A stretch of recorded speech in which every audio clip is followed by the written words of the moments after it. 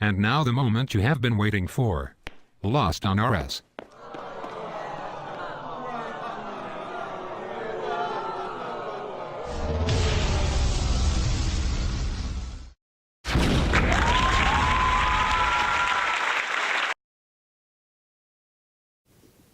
What's up, guys? It's Lost in RS here. I'm doing a little bit of a Puro guide for you guys. Basically, I have 89 hunting, and this has been the best way for me to make money recently since I've came back. The past 3 days, I've made a total of about 20 mil, which is great since I've only spent about, I'm gonna say, 8 hours hunting, and I don't know, it's just a really good method if you guys want to make money. So I will show you what I usually do when I go here. Alright, so once here, I usually take out my Larapu armor. Now it doesn't matter what you wear really in here because imps aren't really, I haven't noticed any difference if you wear armor or if you wear this.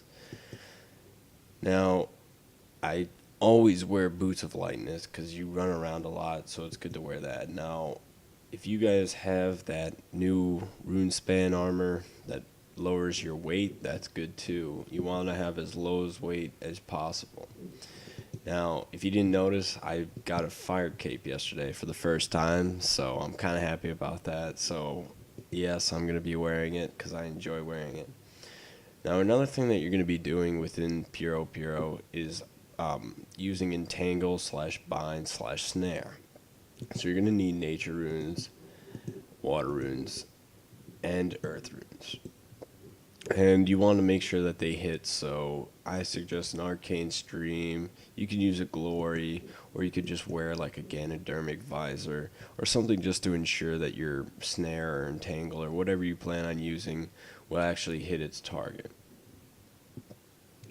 Now, another thing that you want to wear definitely is a ring of wealth, because from my well, at least with my technique, you're going to want to catch the natures and loot the natures. You're not going to hold on to the natures. I mean, you guys can hold on to the natures if you want to, since they are about 7k right now in the Grand Exchange, which is good, but there's always chance of getting a Torstol seed, which is worth 250k, so I always loot mine, and you have a better chance of getting something good if you have a ring of wealth on, so I highly suggest getting a ring of wealth and wearing it. And then I'm just going to get culinary gloves 10 because that'll help with mage. So once that's all on, this is what your character should look like. Basically, this is going to be your setup right here. And now I'll show you what your inventory is going to look like. Now right now I'm only 89 hunting, so in order for me to catch kinglies, I have to have a hunting potion.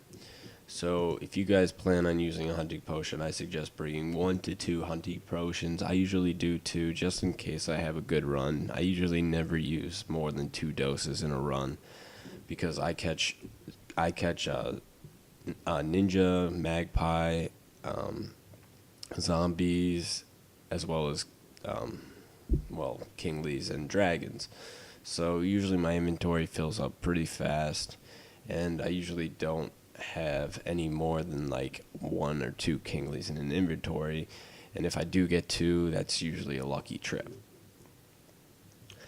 Now once you have the hunter potions, you want to go and get your vials. So you want to fill basically the rest of your inventory up with vials. Now the only other thing that you might want to bring is some energy potions, but you don't have to do that. You just basically need binds, hunting potions, and your stuff that you have on right now. Once you have that stuff, you could basically make your way from this bank over to Puro. If you guys want to know how you get there, you just need to beat the quest Lost City, and you'll be able to come down into this area. To get to Puro, you have to find this wheat field, and in the center you'll see a center of the crop circle. You'll go into there, and your character will teleport like this into the area. Now, once inside here, you could go and talk to this guy, and I believe he introduces you to this place. And then if you want to trade this guy, he will give you certain things such as this green wand or net, for this many imps. Imp repellent, which will keep these red imps that are walking all around the area off of you for these imps. This thing creates either butterfly jars or impling jars, so if you want to get that, you just need to get these. And then any kind of imp you could trade in for more jars. So if you want to do that, feel free to do that and get all those things. All I recommend getting is probably the imp repellent, which I actually forgot to bring in this inventory. So what you want to do is catch the imps for an imp repellent, get the imp repellent, and put it in this slot right there. Now once inside here, you're going to see all different kinds of imps flying around. Now what I highly suggest doing when you first get in here is catching a low level imp to be in your first inventory space. That is because since I don't have the imp repellent, imps are going to tend to attack my bags and shoot my imps out. So what you got to do to prevent that is just in case an imp tries to free one of another implings I have in a jar, I have a shitty imp that he'll take, so I won't lose any of my good imps. Now the technique that I usually do is catch anything nature plus. I also catch spirits. I don't know if spirits are below natures, but I always catch spirits just because that's free. That's free summoning XP if you get good charms. You get 2 crimsons and 1 blue each time you catch those things. I mean, they drop other charms, but those are the charms that I keep. I keep the 1 blues and the 2 crimson. Now, usually what I do is go over here into the corner and sort of do a look around, basically, and look for anything that's nature plus. Now, there's nothing here, so I'll move on. Now, if I find a nature, I'll catch it, bind it. Usually I bind it first, so always have your mage spells ready to go. When you bind a mage, when you bind a nature, you just catch it right after. And now usually that will spawn an impling on the opposite corner of the map. So over there, it'll spawn an impling. So there will be a new impling over there. So when you catch it, you want to run over to the next side and look for the impling as soon as possible, because that'll enable another impling to come into the map. Now there will be other implings throughout this whole entire thing, but I highly suggest if you catch an impling on one side, you go to the opposite side right after catching it and see what kind of impling.